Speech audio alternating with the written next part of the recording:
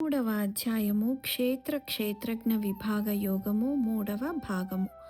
పరమాత్మ తత్వాన్ని తెలుసుకునే యోగము. శ్రీకృష్ణుడు శరీరంలోని 36 అంశాలను అంటే క్షేత్రాన్ని వివరించడాన్ని మనం చూసాం. ఈ అధ్యాయంలో తమ విభజనను గ్రహించి తమను తాము చైతన్యంగా గుర్తించుకున్న వారి లక్షణాలను కూడా చూసాం. ఈ శరీరంలో పరమాత్మ మరియు క్షేత్రజ్ఞ పాత్ర యొక్క సాక్షాత్కారానికి వచ్చాం. అన్ని పనులు ప్రకృతి మరియు పురుషుడు, పదార్థం మరియు చైతన్యం యొక్క ఐక్యత ద్వారా నిర్వహించబడతాయి. ఈ లోతైన అర్థాన్ని మనం అర్థం చేసుకొని మనల్ని మనం గుర్తించుకోగలిగినప్పుడు మనం అన్ని బాధల నుండి విముక్తి పొంది ఆనంద మార్గంలోకి ప్రవేశిస్తాము. ప్రపంచం మొత్తం ఆనందంతో నిండి ఉండటానికి మరియు ప్రతి వ్యక్తి తమను తాము గుర్తించుకోవడానికి, తమను తాము శరీరంగా భావించకుండా, తమను తాము అమరులుగా భావించకుండా బాధల నుండి విముక్తి పొందేలా గీత యొక్క అర్థాన్ని తెలుసుకున్నాము.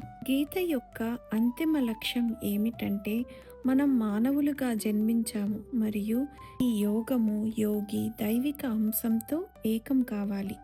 ఈ అంతిమ ఆనందాన్ని పొందేటప్పుడు మనం మన శ్రేయస్సును కోల్పోకూడదు. మనం మన ఇళ్లను మరియు కుటుంబాలను విడిచిపెట్టాల్సిన అవసరం లేదు. నిజమైన చేతన రూపం కోల్పోయింది, ఎందుకంటే మనం ప్రకృతితో స్థిరమైన సంబంధాన్ని ఏర్పరచుకున్నాము.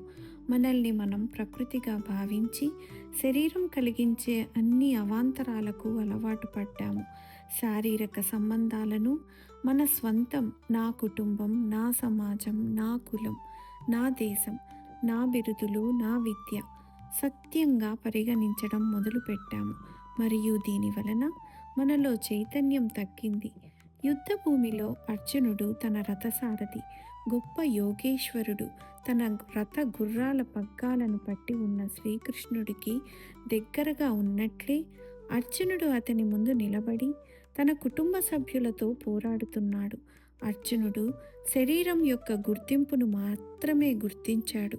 ఇది నా తాత, వీరు నా బంధువులు, వీరు నా గురువులు మరియు ఆచార్యులు, వారందరూ దూరంగా ఉన్నారు. అయినప్పటికీ అర్జునుడు వారందరి గురించి ఆందోళన చెందుతున్నాడు మరియు తనకు దగ్గరగా ఉన్న వ్యక్తిని మరిచిపోయాడు. అదేవిధంగా మన పరిస్థితి ఏమిటంటే మనకు దగ్గరగా ఉన్నవాడు అంతర్గత పరమాత్మ.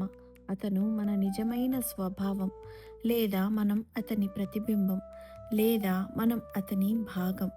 గంగాజలం ఎలాగైతే గంగామాత ప్రవహించి ఒక కుండలోకి ప్రవహించిందో ఆ జలమంతా గంగాజలంగా మారిపోతుందో, అలాగే నాశనం చేయలేని సర్వోన్నతుడైన సర్వవ్యాప్తమైన శరీరాలకే పరిమితమైపోయాడు. తన గుర్తింపును మరిచిపోయి మనం ఆనందం యొక్క వ్యక్తీకరణను కోల్పోయాము. ఈ సారాంశం ప్రతి ఒక్కరిలోనూ ఒకేలాంటి భావాలతో ఉందా? శ్రీకృష్ణుడు మన సమస్యను ఇక్కడ అందమైన పదాలలో భావిస్తాడు.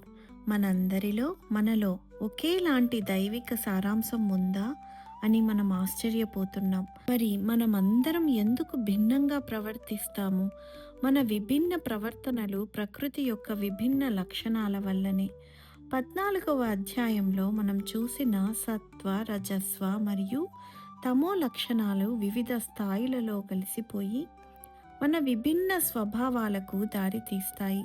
ప్రకృతిని ఒకరి స్వంత స్వభావంగా గుర్తించడం ఆనందాన్ని కలిగించింది, ఎందుకంటే అది మారదగినది మరియు ఆత్మ ఆ మార్పులకు లోబడిపోయింది. తన వైపుకు ఆకర్షించడమే దేవుని పాత్ర.